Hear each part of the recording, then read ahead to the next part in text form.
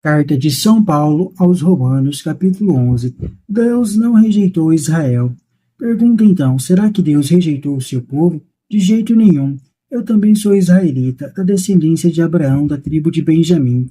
Deus não rejeitou o seu povo, que ele tinha conhecido desde o princípio. Ou vocês não sabem o que a Escritura diz na passagem em que Elias acusa Israel diante de Deus? Senhor, eles mataram os teus profetas, arrasaram os teus altares. Fiquei apenas eu, e ainda procuram tirar minha vida. Foi que a voz divina respondeu para ele: reservarei para mim 7.000 homens que não dobraram o joelho diante de Baal. É o que continua acontecendo hoje. Sobrou um resto, conforme a livre escolha da graça, e isso acontece pela graça, e não pelas obras. Do contrário, a graça já não seria graça. O que dizer então? Israel conseguiu aquilo que procurava, mas os escolhidos conseguiram. Os demais ficaram endurecidos, como diz a Escritura. Deus deu a eles um espírito de torpor, olhos para não verem e ouvidos para não ouvirem, até o dia de hoje. E Davi diz que a mesa deles se transforme em cilada, em armadilha, em motivos de tropeço e justo castigo, que seus olhos fiquem escuros para não verem, e fazei com que suas costas fiquem sempre encurvadas.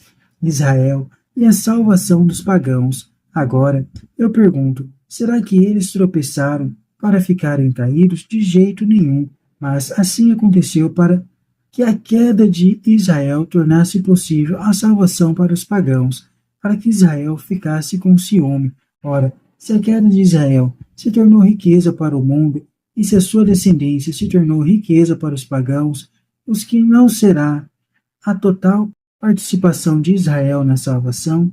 Portanto, digo a vocês, pagãos, como apóstolo dos pagãos, eu honro o meu ministério, para ver se provoco o ciúme dos que pertencem à minha raça, e se consigo salvar alguns deles, pois se o fato de eles serem rejeitados trouxe a reconciliação do mundo, o efeito da reintegração deles será a ressurreição dos mortos. Sustenta a árvore. Os primeiros frutos são santos, toda a massa também será santa. Se a raiz é santa, os ramos também serão santos. Se alguns ramos forem cortados, e você, oliveira selvagem, for enxertada no lugar deles, agora recebe a seiva das raízes. Não se envaideça, nem despreze os ramos. Se você se orgulha, saiba que não é você que sustenta a raiz, mas é a raiz que sustenta você. Você poderá dizer, os ramos foram cortados para que eu fosse enxertada, certo? Mas eles foram cortados por causa da falta de fé deles. Ao passo que você permanece firme pela fé, não fique cheia de soberba, mas de temor, porque se Deus não poupou os ramos naturais, também não poupará você. Considere, portanto, a bondade, severidade de Deus, severidade para com aqueles que caíram, mas bondade de Deus para com você, sob a condição, porém, de que seja fiel a essa bondade. Do contrário, você também será cortada. Quanto a eles, se não permanecerem na falta de fé, serão enxertados, pois Deus é capaz de enxertá-los de novo. Pois, se você foi cortado de uma oliveira selvagem e contra a natureza foi enxertada na oliveira boa, tanto mais eles poderão ser enxertados na própria oliveira, boa a qual pertence. Deus não volta atrás. Irmãos, não quero que vocês ignorem este mistério, para que vocês não se tornem convencidos. O endurecimento de uma parte de Israel vai durar até que chegue a plenitude das nações. Então, todo Israel será salvo, como diz a Escritura. De Sião sairá o libertador. Ele vai tirar as impiedades de Jacó.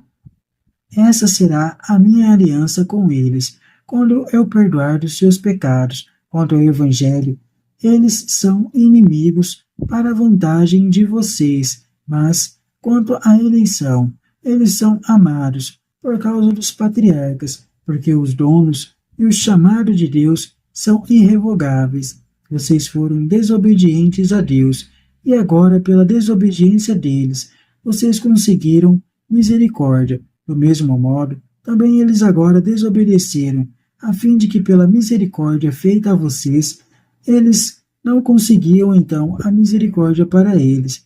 Deus encerrou todos na desobediência, para ser misericordiosos com todos. As decisões de Deus são insondáveis, como é profunda a riqueza, a sabedoria e a ciência de Deus, como são insondáveis as suas decisões, e como são impenetráveis seus caminhos. Quem poderá compreender o pensamento do Senhor? Quem foi o seu conselheiro? Quem lhe emprestou alguma coisa para que ele tenha algo a devolver? Porque todas as coisas vêm dele, por meio dele, e vão para ele.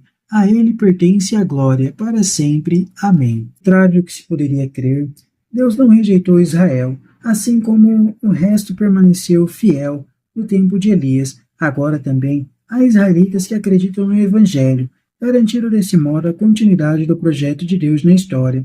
Mal acolhido por grande parte de Israel, o Evangelho pode ser anunciado aos pagãos, e assim a Igreja se liberta do regime judaico. Esse fato deveria provocar o ciúme de Israel e chamar a sua atenção para Cristo. Paulo espera e entrevê a conversão de Israel como uma ressurreição. Os pagãos convertidos seriam tentados a desprezar os judeus. Paulo então lembra que o cristianismo nasceu do povo judaico e que os pagãos convertidos são como um enxerto no povo de Deus, e ainda mostra pela mesma comparação que os judeus podem aderir ao Evangelho e produzir frutos com maior facilidade, pois pertencem à raiz original.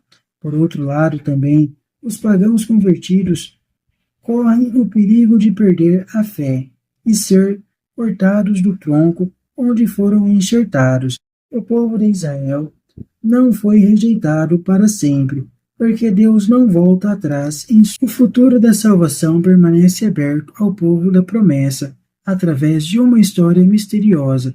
O Senhor continua a guiá-lo, para mostrar a todos que ele salva, porque ama, pois a sua misericórdia é dirigida a todos, contemplando o final da história, quando a humanidade toda se reúne, salva por Deus. Paulo tem exclamações de admiração e de adoração.